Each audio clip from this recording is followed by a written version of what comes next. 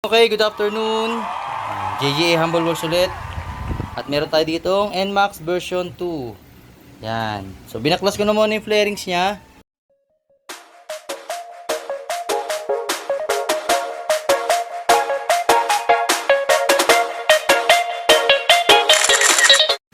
So yan. Nag-check ako ng buong harness. Kung ano yung source, bakit siya nalulubat. So yan. Keyless po ito ha, version 2 NMAX. So ang problema dito, so nag-check na ako eh. Actually, ito yung mga napansin ko. Ayan. Yung wire niya is very substandard po. Ayan. Kita nyo? Then yung terminal, tingnan nyo. Tapos halos lahat ito ay dugtong kamay. Ayan. Dugtong kamay yan. Tapos nakita nyo yung relay. Oh. Relay, dalawa sa MDL. Tapos may relay ulit yan dito. Dalawa na naman, apat na. Tapos meron pang ulit isang relay yan dito. Nasa ilalim. Ayun oh, nakatago dun. Yan. Ayun oh. Yan. So 5 relay no. Total of 5 relays. Si sir nagtataka, wala pa isang taon sir no, nagpalit ka na ulit ng battery. Oh, yan. Nagpalit ulit ng battery. So tapos ganyan kadumi yung wiring system. Tapos ayan, mapapansin nyo, so tinitignan ko lahat, hindi ko pa inaayos lahat eh. Check ko muna, ayan oh, puro duktong kamay lang. Ayan, duktong kamay lang lahat yan ha. Tapos ito yung pinakamasaklap eh. Talagang mauubos ang battery mo rito, ayan oh. Pati bunbuno mo mauubos dito eh. Ayan. Ang galing mag-wiring. Yung pag-wiring dito is duktong lahat ng kamay. Oh. Kasi siya nagtataka, lobat. Una akala niyang issue yung Y-connect. Yung pala sa mga kinabit, after nung kinabit doon lang nagkakaproblema. Magtataka pa, 3 days ginagamit, lobat pa rin. So akala nyo regulator na no. Hindi nyo alam eh, naka full wave na to. Naka full wave na tong motor na to. Wala ka nang gagalawin dito. Kumbaga FI na, ready na nga to eh. So maganda na yung motor na to. Yun lang yung mga napansin ko. So ingat po tayo sa mga ganitong proseso no.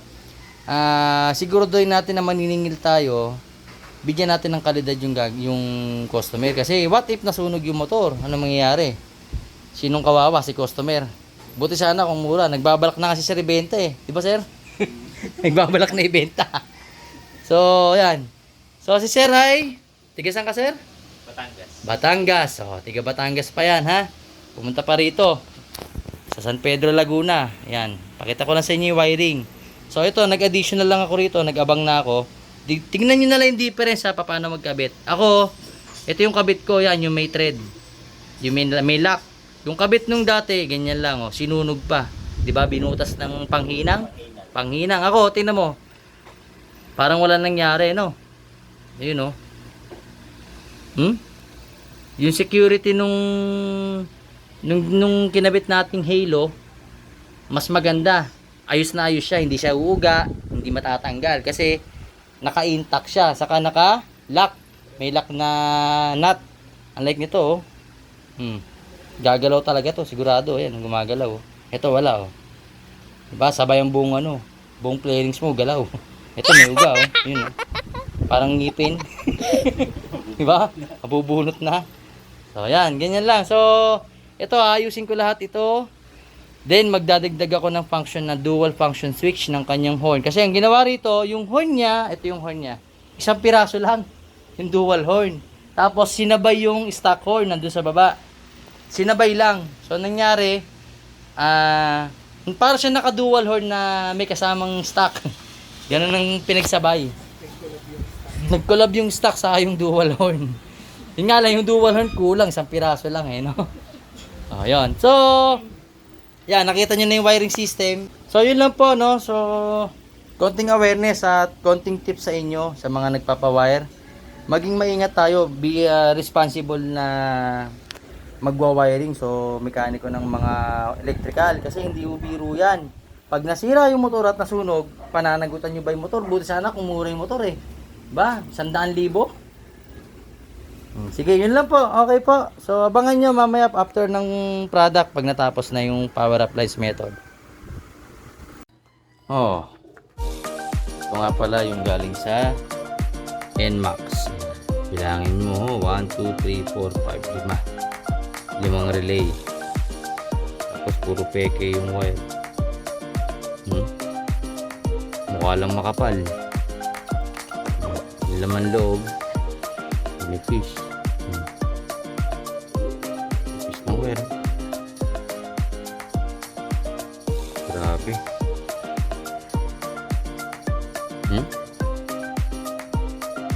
Sobrang nipis. Ito tapos 80 amps.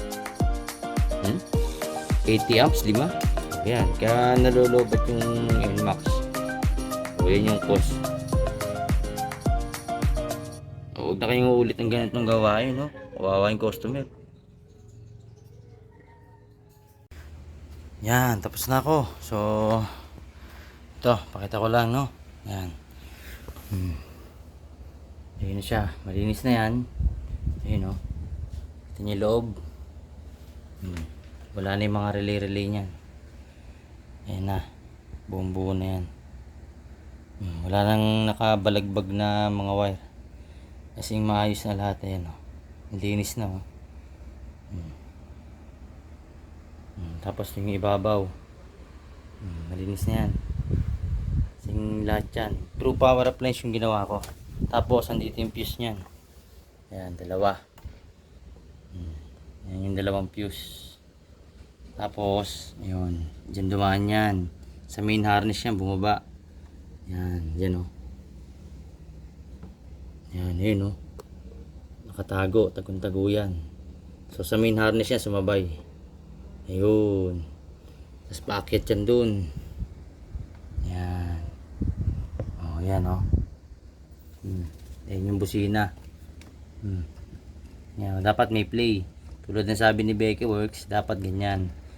May play yung busina. Yan. So, yan po yung loob niyan. Pag sinilik nyo sa baba, yan, oh, malinis yan. Yan yung stock horn. So, gumagana yan both, palitan yan. Yan. Pag sinilik nyo yung buong harness niyan, ayun, oh. Malinis lahat yan. Kasi walang dumi yan. Hindi yan katulad kanina. Hindi ko na naano kasi madaling araw na. So, yan. Kahit silipin natin, ayun, oh. Ayun yung buong harness, oh. Organize lahat yan. Diba? Naka-organize yan. Hindi nakabalagbag yan. Okay? So, ganun lang. So, lahat ng problema nito, mawawala na rin. So, mamaya, testing ko, final. O, yan. Subukan natin, ha? Sige natin. Charging 14.2. So, buksan ko yung MDL. High na rin to. Yan, tapos sa hazard.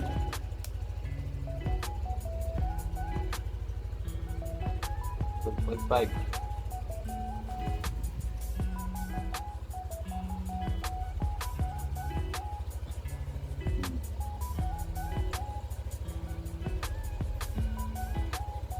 Kurap.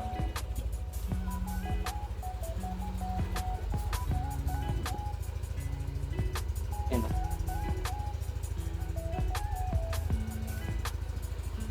Try natin patay yung makina. Try natin lahat.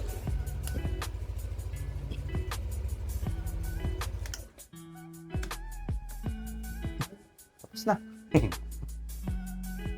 Ay, opang makina.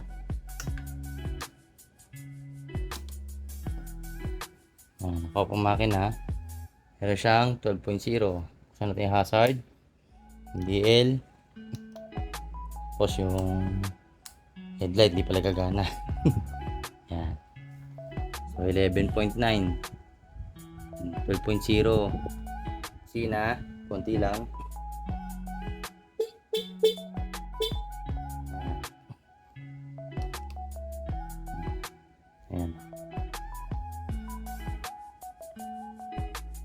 Yan. Walang kurap yan.